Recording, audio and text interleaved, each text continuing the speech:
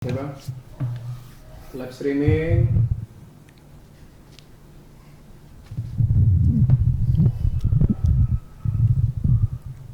Assalamualaikum warahmatullahi wabarakatuh. Sobat RH sekalian, jumpa lagi kita di channel yang keren ini, keren cadas. Jadi sobat RH sekalian, saya bersama seorang pahlawan besar Perancis, Napoleon Bonaparte ya. Untung jenderal juga di sini, kalau nggak jenderal, aduh, Napoleon Bonaparte ternyata cuma seorang katakanlah seorang pegawai ASN misalnya, ya kan? Itu nggak cocok. Ganti Kan nama harus gitu. ganti nama. Jadi bukan Napoleon Bonaparte, tapi Napoleon Bonatua. Silalahi. Katanya Napoleon Batu Pance. Oh. Itu kampung saya di Sumatera Selatan itu. Ya, saudara sekalian, jadi Bang Napo ya saya panggil ya. Bang Napo tiba-tiba punya concern untuk ngomong soal Perpol dan putusan MK. Nah, karena beliau punya perspektif lain yang berbeda dan langsung kita benturkan, ya kan? Berbeda dengan perspektif yang pernah dikemukakan oleh Mahfud MD. Prof Mahfud. Prof Mahfud ya, bahwa Perpol atau yang sebelumnya disebutnya dengan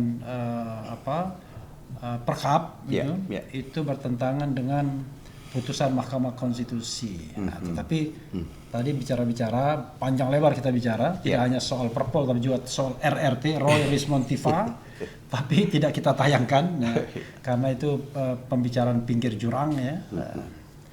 Banyak isunya, walaupun isunya itu terkait dengan hal-hal yang sifatnya substantif tetap.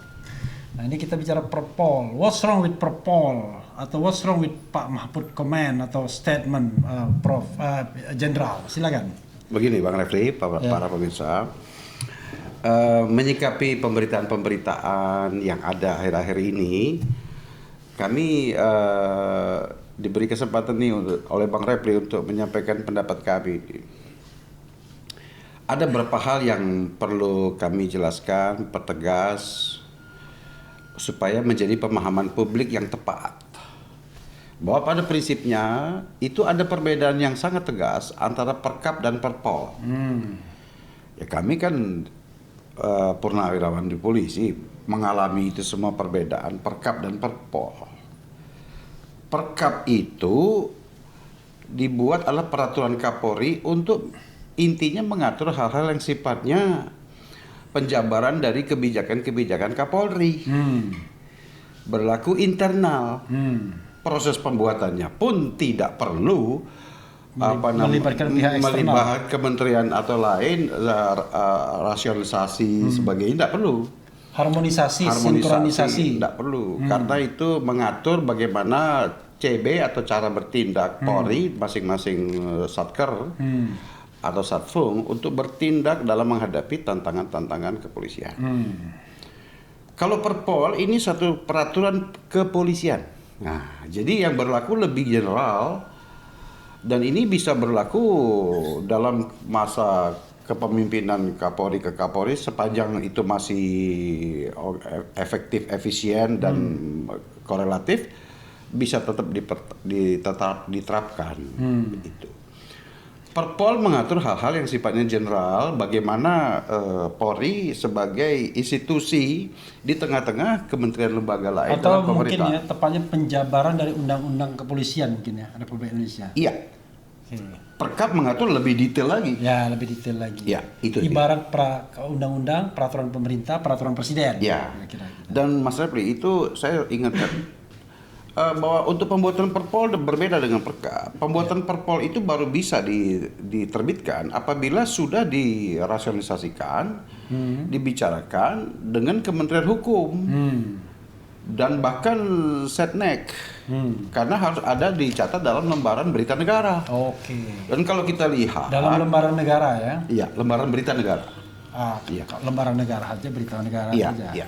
Oke. Jadi bahkan kalau kita lihat detail di Perpol 10 2025 yang baru diterbitkan oleh Kapolri itu lengkap tercatat tanda tangan dari Dirjen yang mewakili Kementerian Hukum dan bahkan dari Sekretariat Negara.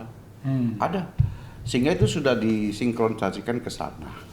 Itu yang pertama. Kemudian yang berkaitan dengan statement-statement tokoh-tokoh nasional lain menyangkut persinggungannya dengan putusan MK nomor 12 kalau salah tahun 2025 yang baru ini. Oke, 15 atau 12 ya? Iya, itulah yang masalah. Ya, oke lah. Silakan Kanda terus saya cek ya. Iya. Iya. Silakan. Sebetulnya kita bangsa Indonesia ini perlu mengapresiasi apa yang telah dilakukan oleh MK. Dengan mengeluarkan putusan MK tersebut, isinya itu semakin memperjelas kemana arah polisi ke depan seharusnya.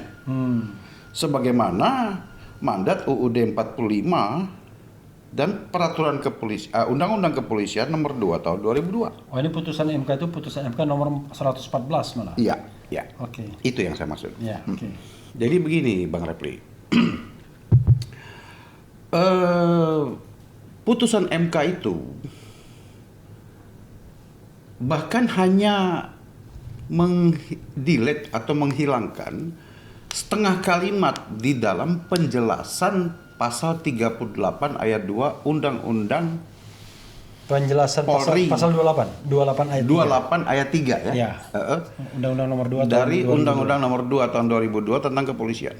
Ya. Ya. Itu justru diluruskan oleh MK. Hal ini pun telah dinyatakan, disepakati, dibenarkan oleh dari DPR, dari kalau nggak salah Ketua Komisi 3 ya Pak Habibur Rahman ya, itu telah menjelaskan bahwa ya, putusan MK itu sudah tepat itu, dan putusan Perpol itu pun tidak bertentangan dengan putusan MK. Yang aneh justru kami lihat di pokok permasalahan dalam Undang-Undang Polri itu sendiri. Undang-Undang Polri tahun nomor 2 tahun 2002, undang-undangnya sudah benar dan tepat. Di pasal 28 ayat 3 itu menyatakan bahwa ya anggota kepolisian yang bisa bertugas di kementerian lembaga lain itu diwajibkan untuk pensiun dini dulu atau dipensiunkan atau berhenti dari tugas sebagai Polri. Ya.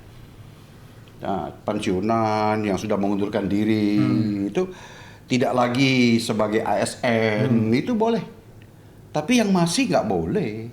Undang-undangnya menyatakan itu Undang-Undang Polri sesuai dengan UUD 45. Namun masalahnya setelah Undang-Undang 2002 tahun 2002 ada penjelasannya. Penjelasan terhadap pasal 28 ayat 3 itu tiba-tiba nyusup setengah kalimat yang berbunyi dan atau atas perintah Kapolri. petunjuk Kapolri. Justru penjelasan Undang-Undang nomor 2 tahun 2002 itu berlawanan dengan Undang-Undang nomor 2 sendiri. Ini yang sudah dibetulkan oleh MK dengan putusan nomor 114 tadi ya. Itu yang benar. Jadi benar. Jadi itu permasalahannya. Tidak ada bagaimana sekarang kaitannya dengan Perpol 10 2025. Nah, Perpol 10 2025. Nah, begini. Intinya amanah undang-undang maupun reformasi kita, kemudian undang-undang Perpol, undang-undang 2 sendiri tentang polisi, itu udah sepakat bahwa anggota Polri yang notabene adalah ASN terikat dengan Polri itu aktif tidak boleh duduk di menduduki jabatan struktural selain kepolisian di lembaga keamanan manapun tidak boleh. Kalau ada penugasan misalnya bintara-bintara polisi menjadi pengawalan menteri tertentu sebagainya, itu bukannya dalam hal ini itu penugasan khusus, tugas khusus. Kalau ini kan bicara lain kita nih, bicara soal pemberian jabatan struktural, nggak bisa itu. Undang-Undang nomor 2 sudah menjelaskan itu, namun kok tiba-tiba di penjelasannya ada memberikan peluang cek kosong kepada Kapolri untuk memberikan penugasan. Bagaimana seorang Kapolri punya hak kewenangan untuk menugaskan seseorang yang sudah bukan anggota Polri, udah pensiun, nggak boleh. Polri hanya punya kewenangan memberi penugasan kepada anggota Polri aktif. Kalau yang pensiunan ini nggak boleh, karena dia sudah bukan polisi lagi. Begitu. Jadi Ini justru yang diluruskan oleh MK, yang kita apresiasi itu. Tinggal bagaimana sekarang langkah yang dibuat MK kemarin ditindaklanjuti oleh lembaga yang terkait untuk merevisi Undang-Undang Nomor 2 Tahun 2002 tentang Polri itu, khusus di penjelasannya dengan membuang kalimat yang telah dibatalkan oleh MK tadi. Sehingga kembali murni ini Undang-Undang 2 Tahun 2002 sesuai dengan UUD 45 kita. Nah, saya paham lah Mas Refli. Ini akibat ada beberapa pemandangan nyata bahwa masih ada dilihat publik secara kasat mata jelas. Banyaknya pejabat-pejabat Polri yang masih aktif duduk secara struktural di kementerian lembaga. Loh, itu tidak sesuai dengan Undang-Undang Nomor 2 Tahun 2002. Cuman menjadi boleh karena ada penjelasan yang telah dihapus oleh MK kemarin. Sehingga kalau ini ada revisi, membuang setengah kalimat dalam penjelasannya itu, kembali duduk ke persoalan. Saya bukan berarti polisi tidak boleh duduk segala macam. Sepanjang dibutuhkan negara, silakan aja, asal sesuai dengan ketentuan undang-undang, tidak melanggar UUD 45 dan sesuai dengan ketentuan lah. Jangan itu, nggak boleh itu sebetulnya. Kecuali yang belum 58 tahun usia pensiun mengundurkan diri. Bisa mengundurkan diri, resmi, dia tidak lagi sebagai ASN, tidak bisa lagi diperintah oleh Kapolri misalnya, silakan duduk di sana berdasarkan kebutuhan dari KL terkait. Nah, kalau sekarang Perpol 10/2025 itu malah semakin memperjelas, ada 17 atau 14 kementerian lembaga yang boleh bersinggungan dengan tugas Polri. Ya itu silakan, tapi Pak tolong itu hanya berlaku untuk orang-orang bekas-bekas polisi yang udah pensiun atau yang sudah pensiun dini. Kalau aktif tetap tidak boleh, karena apa? Oke, jadi dia aktif ditempatkan ke lembaga itu pensiun gitu. Pak Refli, dia harus dinyatakan pensiun dulu, baru boleh jabat. dari ASN, baru bisa diusulkan. Lalu jangan kemudian masih aktif diusulkan, itu udah melanggar. Apa artinya Perpol itu jadinya? Ya, Perpol ini kan boleh dibilang, kalau kita lihat Pak sejarah Perpol sendiri ya, itu diawali dengan sejarah adanya Perkap, Peraturan Kapolri, bahkan tahun 2017 nomor 4 tuh, mengatur tentang penugasan Polri di luar institusi itu. Kemudian di tahun 2018, tahun kemudian diperbaiki dengan Perpol. Perpol nomor 18 kalau nggak salah, 2018. Jadi Perkap 2017 diperbaiki dengan Perpol, which is beda itu. Aneh juga ini, Perkap diperbaiki oleh Perpol. Perkap yang harusnya diganti dengan Perkap. Perpol baru diperbaiki dengan Perpol. Ini Perkap diperbaiki dengan Perpol. Ini kemudian diperbarui lagi oleh Kapolri sekarang dengan mengeluarkan Perpol nomor 10 tahun 2025 kemarin. Dengan juga mungkin menyikapi putusan MK itu. Jadi sebetulnya kalau saya bilang ya memang kalau Polri mungkin beralasan Perpol 10 2025 adalah perbaikan daripada Perpol nomor 18 2018, sah-sah saja. Cuman ingat, kita harus kembali ke cita Polri supaya taat aturan, taat azas sesuai dengan undang-undang. Jadi jangan membuat hal-hal baru yang sekarang menjadi bola salju, menjadi hal yang ramai dibicarakan publik. Intinya Kando akan bilang bahwa Perpol ini tidak boleh jadi alat legitimasi untuk penugasan Polri aktif di lembaga-lembaga non Polri, kan begitu? Ya. Karena itu melanggar Undang-Undang Polri nomor 2 tahun 2002 sendiri. Sebenarnya. Sebetulnya apalagi cuma karena ada colongan aja. Ada colongan setengah kalimat di penjelasannya. Yang kemudian ditegaskan oleh MK, colongan itu dibuang. Karena itu Perkap nomor 10 2025 tidak boleh menjadi alat legitimasi untuk menempatkan Polri aktif di lembaga lain. Iya. Berarti tidak ada perbedaan dong Kakanda dengan Prof Mahfud MD dan Prof Jimli. Enggak, kalau Prof Mahfud mungkin yang sebagaimana kita dengar di media kemarin kan bilang pertama Perkap itu sebetulnya Perpol nomor 10. Salah dia ya, salah sebut. Itu mungkin slip of tongue. Beliau paham kok. yang kedua ini statement bahwa Perpol 10 2025 bertentangan langsung dengan putusan MK. Kalau saya bilang tidak ada pertentangannya di situ.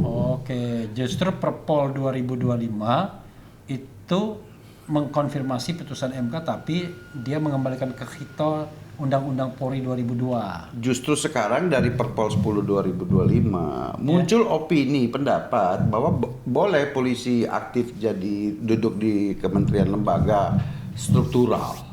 Padahal itu keliru. Itu dari awalnya harusnya keliru. Nah sekarang Kak Kanda menganggap Perpol 2025 nomor 10 itu salah atau benar?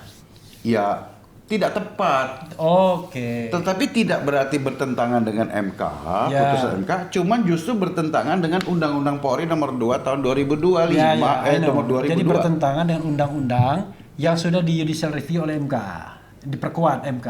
Iya. Iya kan? Iya. Karena sebenarnya asbabun nuzulnya nggak boleh dia Nggak di boleh. jabatan selain Polri. Nggak boleh. Tapi ada pasal colongan, Iya. entah siapa yang memasukkannya. Di penjelasan. Ya, lalu MK kemudian mengkonfirmasi kembali, Iya. mengembalikan undang-undang itu pada jati dirinya. Iya.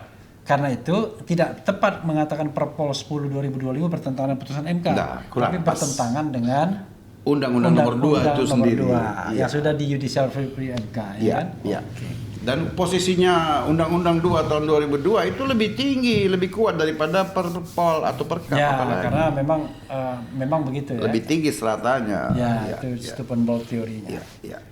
Sederhana kan sebenarnya kan, cuman ya cuman sedikit aja berbeda Iya, kan. iya. Jadi refernya tetap Undang-Undang Polri, Iya. bukan putusan MK secara directly ya kan. Enggak. Jadi sekarang ini kita harus mengatakan bahwa Perpol nomor 10 2025 bertentangan dengan Undang-Undang Polri nomor 2 tahun 2002. Itu lebih tepat. Ya, kenapa bertentangan? Memang dari asbabun nuzulnya nggak boleh sebenarnya, dan tetapi ada pasal colongan, tapi pasal colongan itu sudah diinvalidasi oleh MK, Oleh sudah MK. dibatalkan. Betul. Oke, kan closing statement. Ya, marilah kita semua ini satu paham hukum, melek hukum. Kita punya hak sekarang dengan media segala macam bisa melihat, membaca dengan teliti. Kemudian jangan lupa kita juga kedua harus berhati-hati dalam menyampaikan pesan-pesan kepada publik, mengingat kredibilitas kita juga itu langsung banyak diamini oleh masyarakat. Jangan sampai kebiasaan biasnya pemahaman tersebut semakin menggulung karena statement kita yang kurang hati-hati. Ya. Dan saya yakin Polri sekarang pun juga tidak mungkin seperti yang dibayangkan orang, tidak semua lah yang pengen menduduki jabatan lain tempat segala macam. Dulu orang bilang ada dwi-fungsi ABRI, sekarang ada dwi-fungsi polisi. Ya kalau dikasih ya mungkin pada mau, tapi sebetulnya kalau memang nggak ada celah peluang itu ditutup, juga tidak ada kemungkinan ini akan membantu Polri kembali kepada jati diri dan marwahnya. Begitu kan. Oke, ya saudara sekalian ya. Dengan demikian kesalahpahaman kita perbaiki ya cara membacanya, karena kita harus patuh pada tata urutan peraturan perundang-undangan. Jadi jenjang hierarki peraturan perundang-undangan, Perpol nomor 10 2025 tidak boleh bertentangan dengan undang-undang. Ya. Dan undang-undang itu harus dibaca dengan putusan MK. Ya. Jadi sehingga sahlah semuanya untuk mengatakan Perpol 10 2025 bertentangan dengan undang-undang Polri nomor 2 tahun 2002. Ya. Yang sudah diperkuat dengan putusan MK nomor 114 2025 ini. Ya. Oke, saudara sekalian, begitu saja ya. Mudah-mudahan ini memberikan pembelajaran bagi kita. Tidak ada kontroversi yang luar biasa, tetapi ilmu pengetahuan, informasi harus disampaikan secara benar. Ya. Nah, jangan sampai kemudian kesalahan atau kekeliruan itu menjadi terus-menerus Bola salju, sehingga menjadi salah kaprah. salah kaprah. Jadi salah kaprah itu adalah kesalahan yang terus-menerus sehingga dianggap benar. Gitu. Oke, Kanda, wassalamualaikum warahmatullahi wabarakatuh. Waalaikumsalam warahmatullahi wabarakatuh.